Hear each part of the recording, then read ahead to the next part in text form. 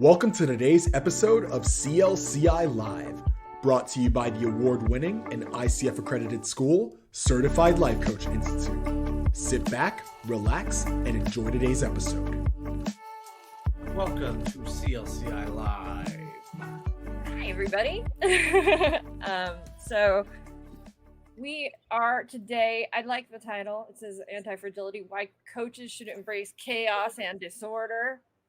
It's pretty exciting. Before we get into the chaos and the disorder, the absolute insanity, I just want to remind everybody to please, comment, join in the conversation. We want to hear from you as we do this live. That's why we do it, so that we can hear from you. So please join in the chat and give us your input, feedback, thoughts, questions, whatever you may have. I think that's all for now in that space. Who wants to start this, get the show going, huh?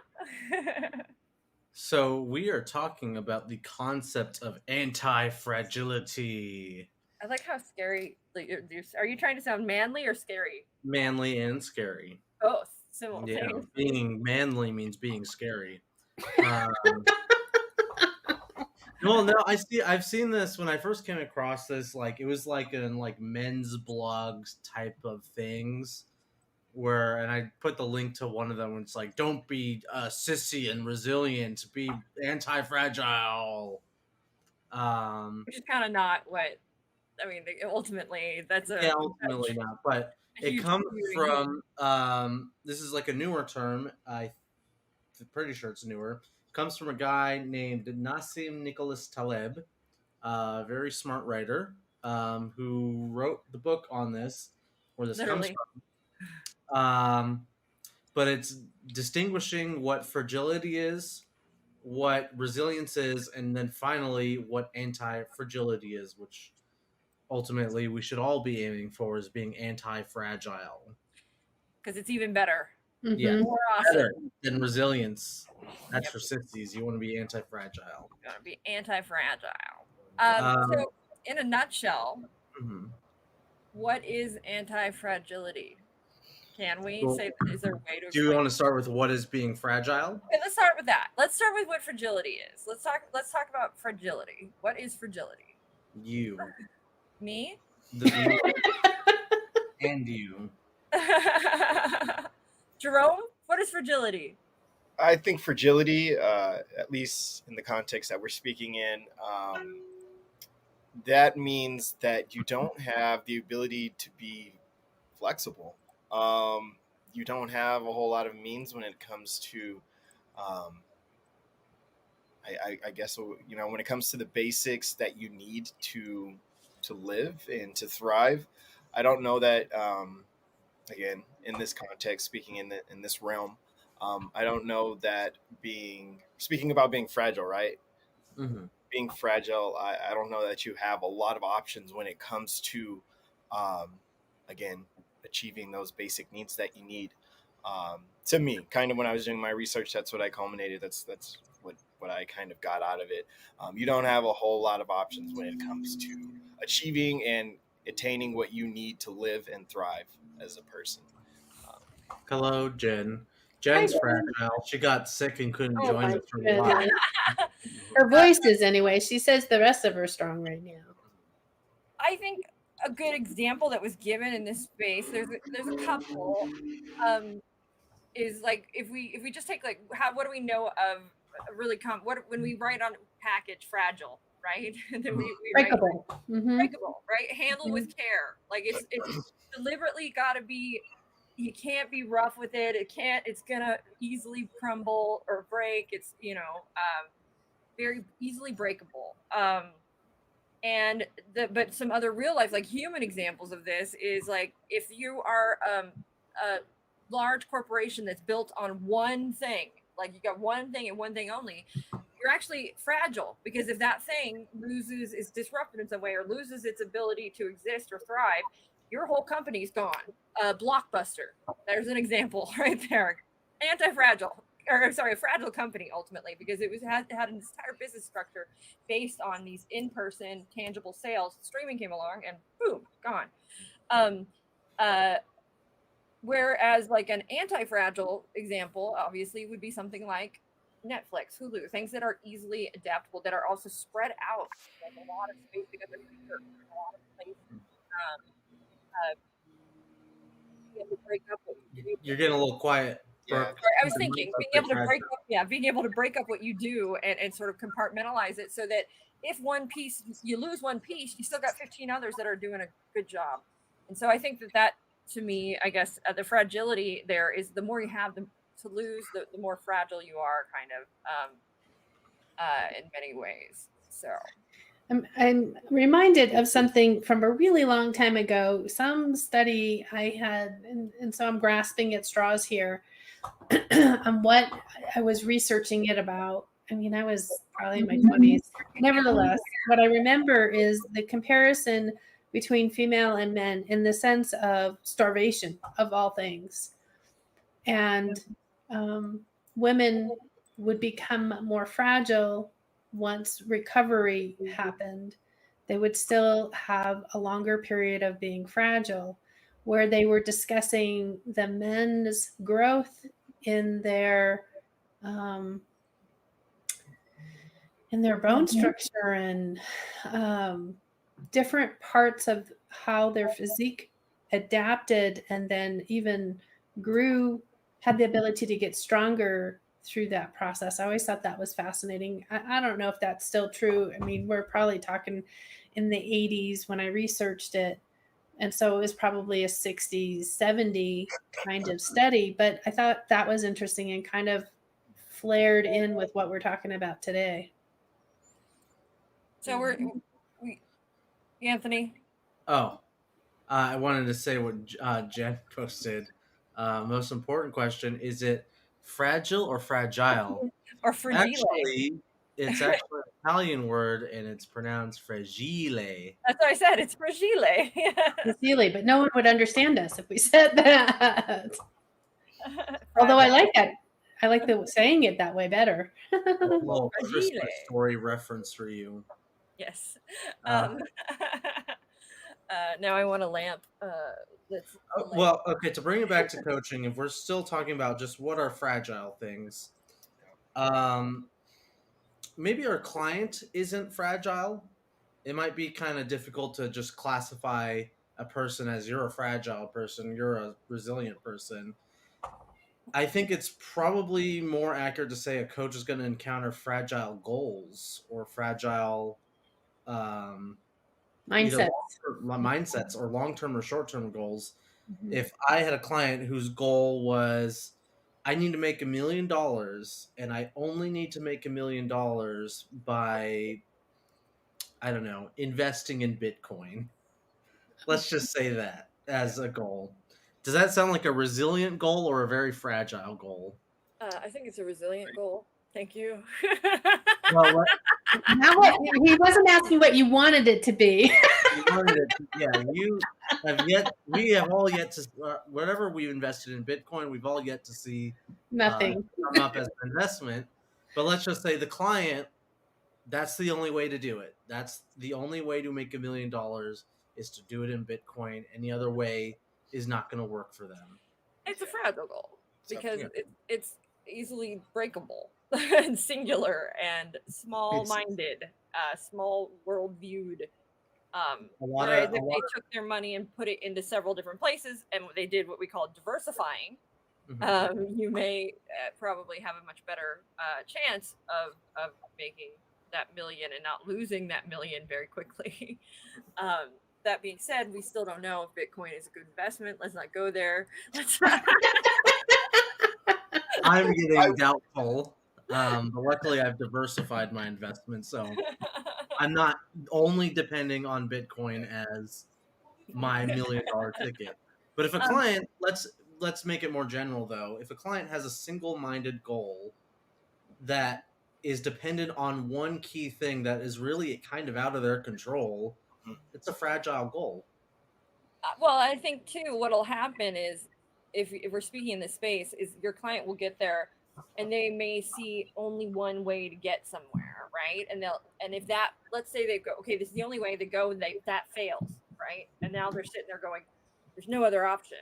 we as a coach are there to challenge that thought process and do so by asking around that there's no other option. Really, there's no other option. There's can you see imagine a world in which there wasn't another option, and that then takes the. I don't think that the goal may be fragile. What I think might be fragile is the process or the expectation of the process. I think one of the good examples given again in this space was if we as people, it's good to have like some variations, some ups and downs, some good and bad. We learn throughout that. It's not always good to have like the huge different like that's that singular focus, right? I guess the good example of this is if we fall 1 foot 10 times, we'll probably survive. But if we fall a 1-time 10-foot fall, we'll probably break ourselves a lot worse. So it's best to sort of break up that chaos, that goal, those things that can go wrong. And then that's that micro goal setting within your major goal or your macro. Well, that's not even what fragile is. That's more like maybe talking about maybe things that are more resilient. A fragile thing wouldn't even survive a 1-foot fall. Your entire goal is dependent on things staying the same, no things ever going wrong. And if that is what you're depending your goals on, is that nothing goes wrong, then you're going to be in for a very bad time because things go wrong all the time. So part of our job as a coach are putting in those disruptors, but and there are some people will argue only think positively, but part of the strategy of doing life is we have to prepare, and preparing means we have to think about things that will cause chaos and disrupt what our intentions are so that we can better prepare for the next step so this is where resilience can come in, the experiment of what those next steps can be, and where anti-fragility or fragility, did I say anti-fragility, can really allow that growth mindset to really set in and really make us stronger as a human. And when you as I'm thinking this, when you find that you're around stronger type humans with that mindset of growth, people are attracted to that. They love to go around that mindset where they are not just adapting, but growing and thriving through the process. So when it comes to someone that is fragile, that was a thought. So when it comes to someone who's fragile, what we're saying, you should start going looking for trouble.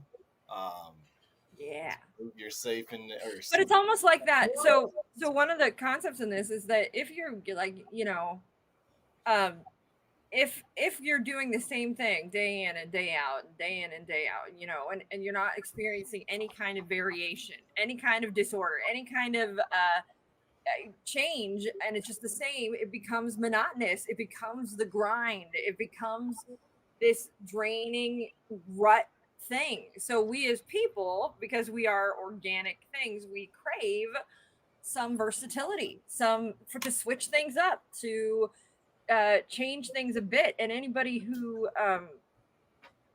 probably doesn't crave that is I mean, I'd be shocked. I know that they exist. I know those people exist, but truthfully, it's kind of like an anti natural thing. We as people crave disorder, and sometimes so much as to put it into our lives deliberately. People create chaos in their lives all the time, and that's probably because we crave it in many ways. I think it might be a bit of a generalization, though, because I've met people who've had chaotic lives who are trying to get to some sort of norm where things aren't so chaotic. It might be people who've led normal lives want a little bit of chaos to brighten it up. But this leads into resiliency, where that's the trap of being a resilient person rather than a fragile person. Resilient people, a lot of stressors can happen, but they'll always return back to the norm. They'll figure it out.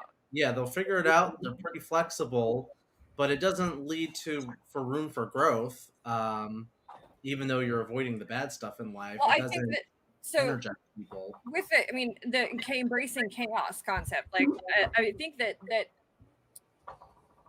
where you're kind of missing the mark there when you say that there are people who have a lot of chaos in their lives and they're trying to get a lot of norm. I think that there is a difference between healthy chaos and like unhealthy chaos, right? There are those of us who are put a lot of things on our plate, so our lives feel chaotic in that moment, but there's tremendous benefit. Typically you get through that chaotic time and you do it and you deliberately put yourself into that situation because you know that the outcomes are going to be beneficial. You know that you're going to go through some stressors, you're going to go through a little chaos, but at the end of it, the results are going to be worthwhile. And you build it in that you get that downtime, that quality, sort of celebration time, that breather moment, that reset, so that then you can sort of create the chaos again, right? Like that is sort of, but that chaos is what gives us growth. That disorder is what gives us growth, and our ability to get through it, to create it and thrive, and through that process is that concept of anti-fragility, right? Mm-hmm. Is what at least my take is on it. So do we have any real life examples of anti-fragile systems or things on hand that would be helpful for like the viewer to like be able to visualize? I pulled up an example because I liked this example from one of the articles that I read, and it's from Obi-Wan. So some of you will relate to who that is. If you strike me down, I shall become more powerful than you can possibly imagine. Mm-hmm. The other one is the Hydra, the mythical Hydra that grows 2 new heads every time you cut off one. And for those of you who didn't watch Star Wars, that's what happened to Obi-Wan. What's interesting about the Hydra, though, to take it to like an interesting level, is in order for it to grow 2 heads, though, you have to cut off a head, right? So you have to murder through kill something, right? And suffer the loss of it to grow the 2 heads, which is, in a way, we go, okay, you have to embrace that you're going to have to suffer through that loss, through that chaos, through that disorder, so that you can be stronger as a result. Mm-hmm. I think that in real life application, in many ways, this is what clients are coming to coaches for. Clients are coming to coaches because they typically want to get to a point, and they're ready for some change, and so they come to coaches to sort of sort through. Okay, I'm going to create this disorder in my life. I'm ready to accomplish this. I know that I'm going to have to do all these steps, and change is going to have to happen. I'm going to have to take risk, but I'm here with a coach so that I can sort of workshop that process and not just dive into the chaos of the disorder without some kind of plan.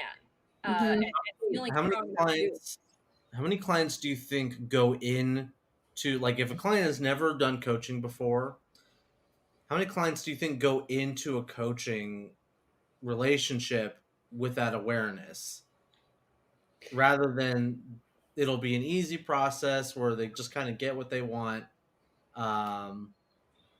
without the stressors and the chaos being involved? I think that the client may have already experienced the stressors and they're feeling like they need help to get, like they can't do it on their own, essentially, when they're coming in. Yeah, they don't want to go the route that they had gone usually, and obviously I'm in couples, but I think it goes anywhere. So the couple would come in, they don't want to repeat what they just experienced, and so they want to learn how to, this is ultimately what we're doing, is they're learning how to find that anti-fragility concept through resilience, through the interaction of what they've already learned, and find the growth in that relationship.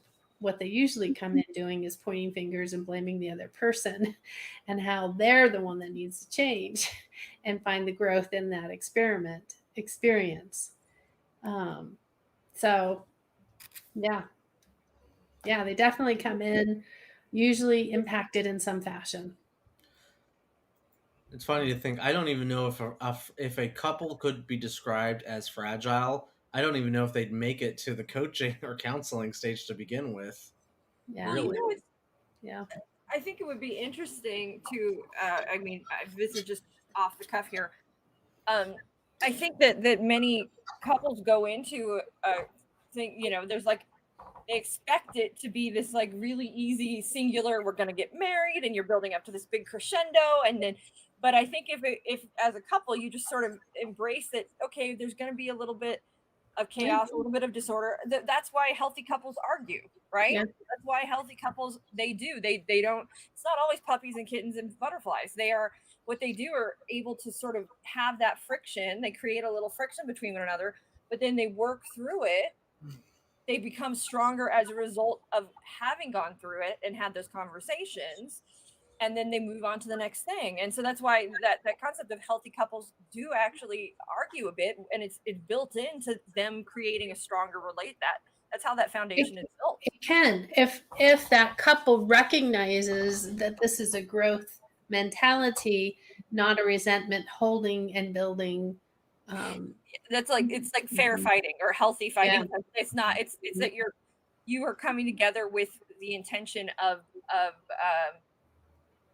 I guess working with one another and making it to the next step, and not from a place of, okay, I'm right, you're wrong. But you're not thinking as a couple at that point, right? Well, they do come in many times thinking that their partner is wrong. They're going to go to placate the situation and show that they're putting in effort. That's what many do. But when they recognize their part in it, that's when the work can begin. And that growth mindset that we're talking about, that anti-fragility, that's where a rock solid relationship can withstand, the weathering that relationships go through. I mean, frankly, they do speak about relationships. They meaning like Gottman has done research on lots of couples, lots and lots and thousands of couples. And one of the perspectives is the couple that never argues. Okay, so you've got the couple that never argues, but they still have that healthy mindset, that anti-fragility growth mindset behavior, whereas the other one has the resentment, what we call the resentment flu, where all of they hold acts that they feel were done against them in that resentment building. So there's that couple that has the ability to thrive and grow even in a non-disruptive, that argument style.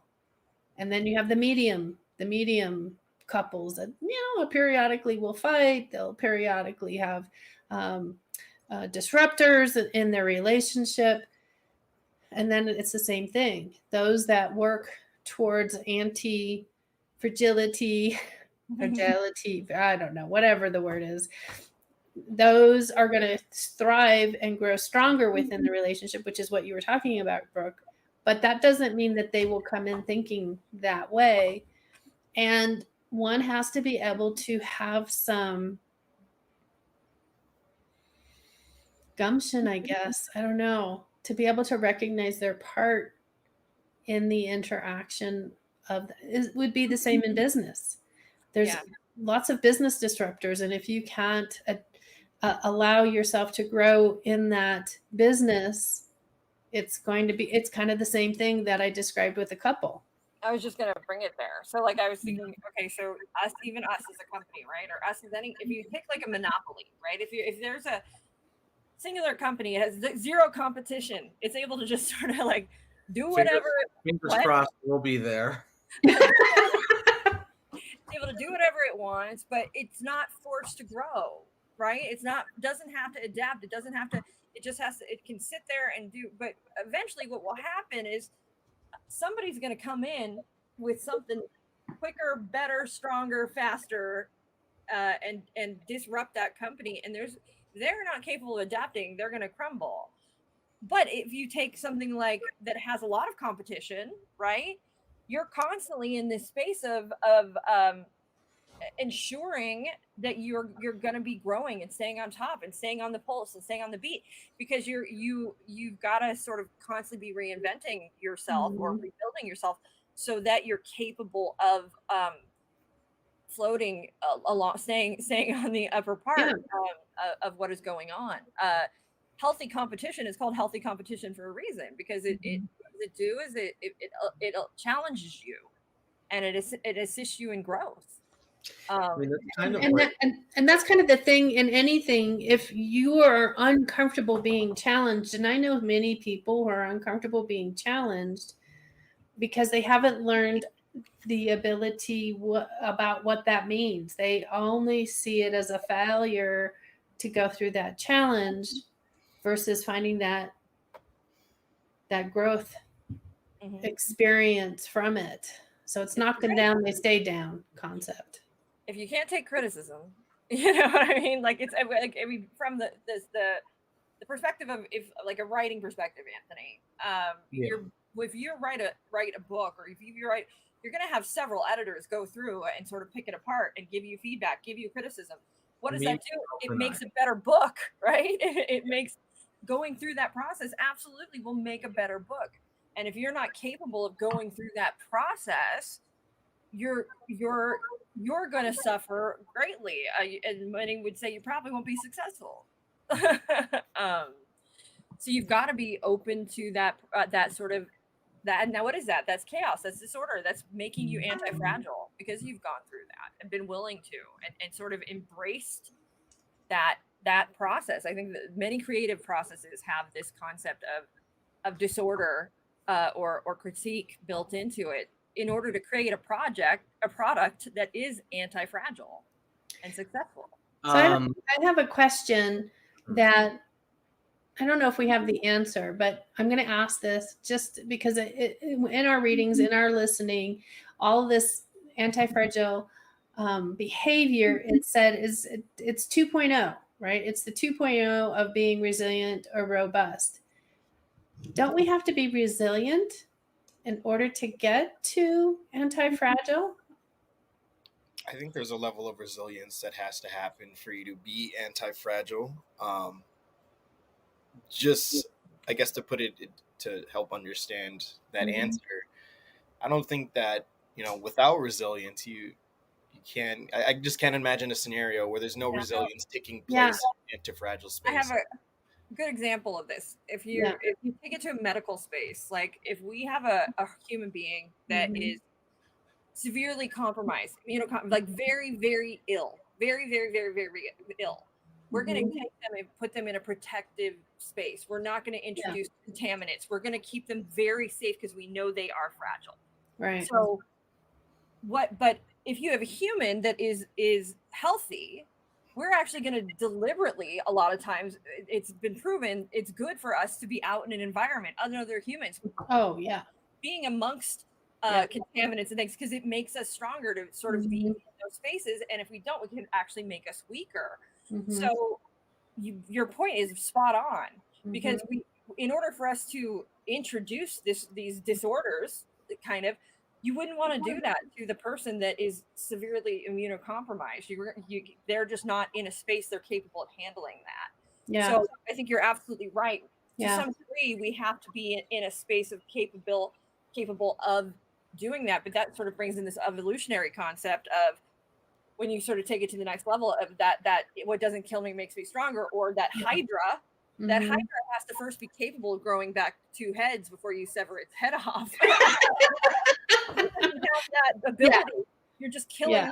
You're just killing. Is it capable? Right. Yeah. Right. So that capability does absolutely play a role in it, I would say. Essentially, like, if we're talking about just people and humans, resilience is the ability to handle the stress. Anti-fragility is the ability to grow from the stress. So, for example, if I were to lift weights, I can lift a 5-pound weight all day. Maybe not all day, but I can lift a 5-pound weight. But my arms can resist the stress of the 5-pound weight. I can lift it up, move it around, yada yada yada. but it's not going to make me any stronger. I need to inject more stress in the system where actual muscular breakdown happens. So I need to lift heavy weights until my muscles start to tear like little tiny micro tears. But that's how muscles are built. They tear very, very small tears, and then they grow and build and more, and you get more strength and more resilience along with that. But Being anti-fragile means you also get more resilience on top of that.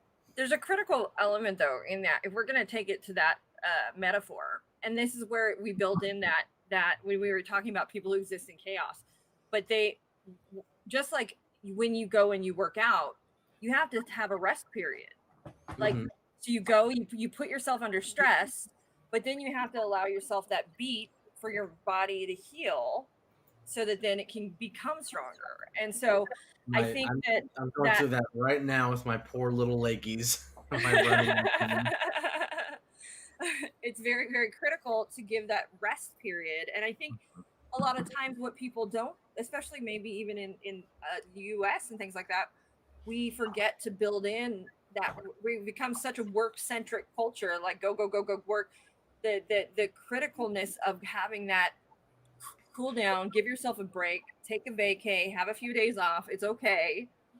You have to build that in, because without it, it's just stress on stress on stress on stress on stress. And it's not that stress is bad; it's that we don't give ourselves the time to recover from it. Yeah. The culture of business, though, has been supportive of people not fulfilling their rest periods.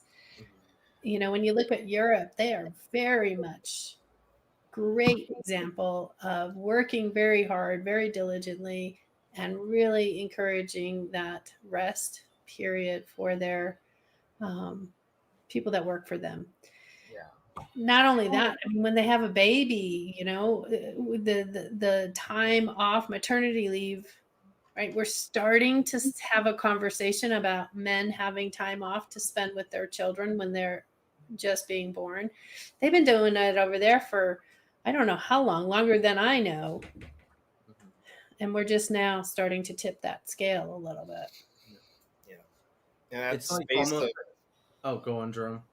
Just before we move on from that space of rest, it's so important. I think also, I don't think we mentioned yet, just it gives you the ability to assess, like when we're talking about with relax, taking a break from the gym, for example, assessing you haven't hurt yourself. You know, if you're doing that stress on stress on stress, and you don't take a break, you may not figure out the fact of the matter that you're hurting yourself.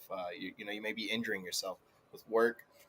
You want to make sure you have some time to assess if you're still, you know, if you're stuck in that process of just the grind, doing it over and over again. If you don't have time to assess and make sure that this is what you want to do, are you really growing or growing the way that you would actually like, you know, yourself to grow in? So just speaking again to how important and critical that rest is. I was just thinking about this so also in this business space, we're talking about anti-fragility. I think that there are a lot of people who view themselves as much more, I guess you could say, what is fragile, but they even position themselves to be the only one who's capable of doing this thing in my business. I'm the only one who can, like, so what is that doing? That's making you a very fragile environment for you and where you're working. It's actually critical for you, if you want the success of the business or anything, to teach people what you do and teach others, so that if you're not present, everything can still go on without you. And as we're sharing in this space, I'm thinking, well, the best thing to do is to sort of let go of that ego there, and let others do that. Let it go. Teach people to do everything as much as, other people, so that you can go and do more and get that break and have that breather and have that moment. And that sort of plays in by doing so, Jerome, by always training your replacement, which is something my mentor taught me, to always be training your replacement, so that way you can keep going and growing, and you're not creating a deficit when you're not there. That's creating an environment that is anti-fragile in many ways, right? On the same note, yeah, you're getting a second pair of eyes on something that, you know, if you're in that headspace of I'm the only one that knows how to do it, and you keep, doing whatever that process is alone, without adding a second pair of eyes, you may be missing the chance or the potential for something to be discovered to maybe make that process, if not faster, but even better. So it's just, again, speaking into making an anti-fragile environment. You can't do it all alone.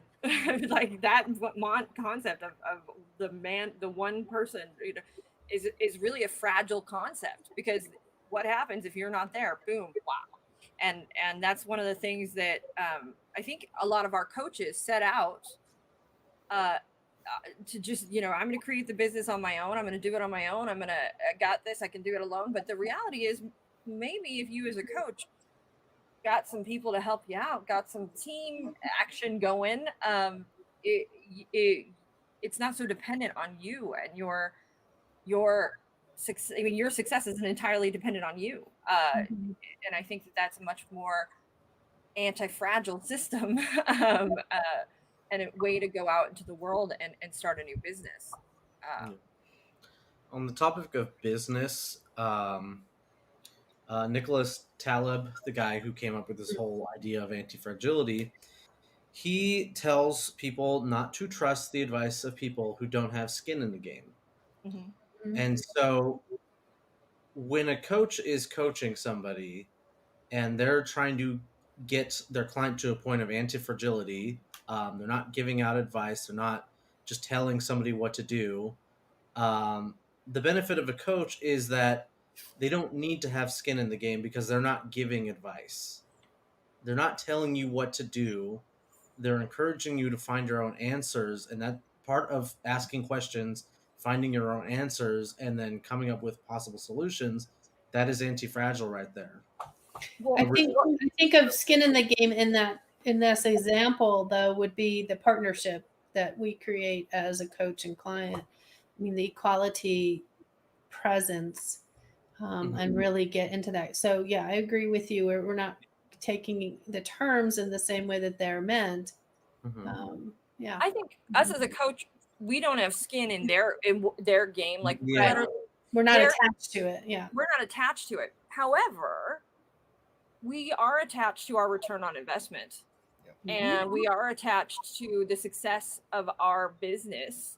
So in some small way, we do have skin in the game, because what we want is to have a client that is anti-fragile, that's out there kicking butt and taking names and able to handle it when they get disrupted, when life gets a little crazy. It's not going to break them into a million pieces, and now you've got to refer them out. No, in a perfect world, we have clients that come in and we tackle the little disorders, the little chaoses, the little things, and we get through it. They get through it, and it's a process that's of growth, that you're just there to be consistent in. I love that the idea, though, of creating, being there to support a client in becoming anti-fragile. And how do we do that as a coach? Well, we do that by asking questions and empowering our clients to realize, okay, you got this, and it's not me that's giving you the answers. Because now the moment I'm giving advice, we're creating a fragile client, because that client's success is dependent on me. And if I'm not there, and they can't make their way through life, because I'm not going to be there with them, I'm not going to be standing next to them as they do whatever it is they're going to do. No, an anti-fragile client is a client that isn't dependent on me, is capable of going out there and doing it themselves, and they realize that. I think that's really the heart of coaching, is that empowerment through obstacles, through the good and the bad, because it's unrealistic to think it's going to be all good. Yeah. Sorry, soapbox. And then also seeing goals further than just what the initial goal was set out to be. Being able to form goals independently of the coach and then move forward. If you're just maintaining something, like if the client just wants to maintain their lifestyle, they're just being resilient. It's like maintaining a car in a way where the resilience. However, that's important. That's important. We can't give that. We can't say get rid of it, because there is an importance to it. But it is definitely building towards what you're talking about. we have to maintain the car, but we maintain it so we can drive it, right? Mm-hmm. Yeah. And when we drive it, it's Mhm. going to get friction. There's going to be rocks, dust, Mhm. things that are going to hit it. There's all these things. We got a lot of potholes here in Colorado. We're going to have to change the oil. We're creating disorder. We're using it so that we can, the maintenance has to be there, but that's not. But Brooke, the thing is though, cars are not anti-fragile systems. Cars don't get better the more you use it. If they did, I'd be able to resell my used car I would for say a higher cars value than. absolutely do. They get better. Good point. Although over this last year, with all the viruses we had going on, vehicles were selling for more than they were worth, interestingly enough. But anyway, you actually have a really right point when we talk about a car. It typically will be devalued as it ages. I think that, but what we do, Anthony, to your point, what we do as coaches is when we challenge our clients, and when I use that word, you think challenge, that means it's not what you think it is. In a coaching space, what challenging is when a client says always, we ask around the always, right? What we do is we challenge our clients' way of thinking to open them up to broader and bigger opportunities. I think that is in many ways creating disorder a bit for we sort of create a space where a client can we create that disorder so that they can grow further than they first planned. We sort of get them to embrace the disorder and go, okay, I can do this. I can get through this. I see the way to do it finally. And then that pushes them to go a little further and a little further and a little further. I think that it's those little like disorder moments, those challenging moments that gets them to go way beyond the goal that they first intended. I don't think that the client's going to come in and go, okay, this is my goal. And then you go, no, you got to push further. That's not what we do. What we do is ask around all these things, and that goal goes up naturally by itself, or they end up there on their own. Not because we say, no, that is not far enough. My clients all have to go beyond the goals they walk through my door. This is a rule. So another term, cognitive dissonance, is a lot of what we're talking about as well. So I wonder, in comparison, I did not look this up to see the exact vocabulary rule, a dictionary comparatively to see what those two are, because it really does sound, this anti-fragility really does sound like cognitive dissonance as well to me. Well, I think with cognitive dissonance, a lot of times that's when we believe one thing, but another is what's actually happening. Here's the cognitive. But we're creating chaos in order to help break that. Go ahead. Here's the cognitive dissonance of anti-fragility, at least in like society at large. We try to avoid stress as much as possible. Yes. We try to do things to reduce stress because it's good for us. Reducing stress, just in general for our health, having less stress is good for your health. By the same time, including stressors into your life has the opposite effect of what you would expect. It increases health as well.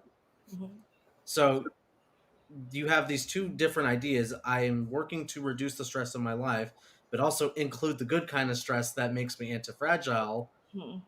And you're trying to balance. That's the cognitive dissonance right there. And a lot of people have a hard time bridging that gap because either they're eliminating stress as much as possible and being resilient, or maybe they're adding too much stress and they're going too hard and they're not giving the rest days, like Jerome was saying earlier. There's a balance between how much stressors you can have in your life before it gets too much. See, I don't think you can have official. I think you have to have both in order to move in that growth mindset. Well, I think working out is a great example. We know that if we want to gain muscle, we got to go to the gym. We got to break down muscle. Like we got to run. We know we have to create that pain a bit for that growth to happen. What's interesting is we as people don't often think of mental growth, emotional growth, spiritual growth in the same way. Like we've got to create a little bit of this pain for that growth to happen. But I think that many times the pain is heaved upon us. Like it happens, you know, we suffer through a trauma, but if we are somebody who's never been through a trauma before ever, when we experience a big trauma, it's going to be so much more. But if we're someone that's gone through little bits of trauma over and over and over and over and made it through, what do we know? We know I've been through X, Y, Z. I'll get through this. We know that, right? When anybody who's been through trauma and made it through on the other side goes, okay, man, I could get through just about anything because I made it through that. That is anti-fragility, right? Have all of us I seen, think that's resilience too. That's what I was thinking, more resilience than because I think getting through is where that resilience is. I think the piece that we've been talking about, Anthony said it earlier, we've all said it earlier, but drawing this line, the anti-fragility is the being able to take that and thriving from it and growing and not having it impact us. Well, that's that growing. In the same way, yeah. If you ever, I mean, when I experienced the loss of my best friend, I thought I was not how am I going to get through this? You know, I'll never be happy again. Life will never be the same again. But here I am living life and I'm doing okay. And I know that I'll get through it, right? I know now, and that's growth, right? Is that not growth? I mean, I think that is a demonstration of growth, which is, yes, it takes resilience to get through it. It takes resilience to get through it, but then to grow from it, that's making that anti-fragile. That's making you anti-fragile. I can get through it. I got it. I'll land on my feet. I'll be okay. Yeah, I think you got to have it all in that sense, and I think they all play parts in that stepping stone. I as you were describing it a few minutes ago, I just was seeing that foundation get built so that they could make that leap whenever it is that they're going towards, but that foundation of resilience, of the cognitive dissonance, of the anti-fragility growth mindset, I think all of it builds that foundation so they can make that leap. I have a drawing on my wall, and it's a drawing I did, and one side of it's made of sedimentary stone, which sedimentary stone is stone that's layers upon layers upon layers for, you know, billions of years has formed, and there's all these little cracks in it. Like you look at it, you can see the time in these rocks, and they're insanely strong. They're very strong. And the other side of it is this porcelain part that's cracked and very delicate. And it's meant to sort of be this duality sort of thing that I did. But what's interesting is if you look at the sedimentary side and you look at what porcelain is very smooth, and it breaks and it cracks. But that sedimentary stone, you can see in it the growth. You can see the all of that layer on layer and layer. If you think of it in this space, is the struggle. And that's what creates it. It's in fact that struggle that makes it stronger over time, over long periods, long diamond. Diamond, yeah, totally. And then as you were talking, I'm envisioning even tree trunks, you know, the rings of a tree trunk. You can tell, you know, when it got a virus, you can tell when it, you know, thrived. You can tell when it was. Sadly, we can only see it once we cut it down. Sadly. And it doesn't grow two heads. Yeah, but powerful and strong, and right in each ring shows you the growth and the strength, and what you've described, Brooke, also reminds me. You might have heard of this, Brooke. The Japanese art style called kintsugi. Yes, I know. Yes, absolutely. Yeah, it's true. It's a broken piece of pottery that's fragile. It's a fragile thing, but you rebuild it with like lacquer and gold, like to mend it, and it becomes something more valuable and beautiful and stronger too. That is what anti-fragile is, really. Awesome metaphors, guys. Yeah, you guys all passed your SAM portion of this class. Cool. So we've talked about, when I first heard of anti-fragility, I was like, what is this? I was obviously curious. I had no clue what it was. And I thought this is just going to be a whole bunch of like mumbo jumbo about like be tough, be strong, blah, blah, blah. But in deeper exploration, I very much fell in love with this concept, and I think it's really, really cool. And I think that reading, I'm excited. I'm going to read the book, all the books. Yeah, after I finish one book and read another book, I will do all of that.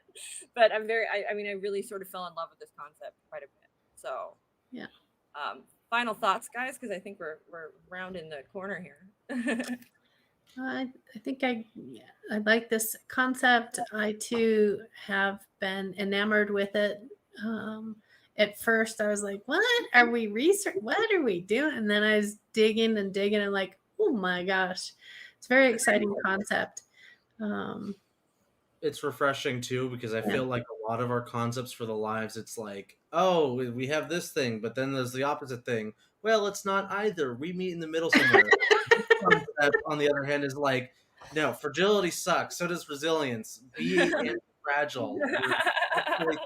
We're taking a hard stance this time, saying to be anti-fragile and why everybody should be, and our clients, our coaches should be, our goals should be anti-fragile. You're just better for it. Well, I think that we as a coach, if we want a client that's growing, we're going to push them to this they'll become more anti-fragile by us challenging them, by us asking around those. That's how we remove blocks. That's how that is anti-fragility, like the creation of anti-fragility. And it's not the mere adapting to a new situation. It's actually growth and thriving. So yeah. Mm-hmm. And it's a realistic growth and thriving. It's not like always, everything's going to be happy all the time. This is like, no, there's going to be struggle and stress, and it's going to be hard at times. But what's going to happen is you're going to get through it and you're going to get stronger for it. So, Jerome? I want to say, I bet if we sat here long enough, we could come up with some points as to why fragility is good, just because that's the title. I've already got some off the top of my head. It makes it pretty. If we go to, I can do it right now. If we go to Brooke's analogy of what she put together in her art piece, she pulled in the rugged strength, the growth, the ability to withstand, and then the fragile portion of it can enhance the beauty of the. I'm going to get the art piece so you can see it.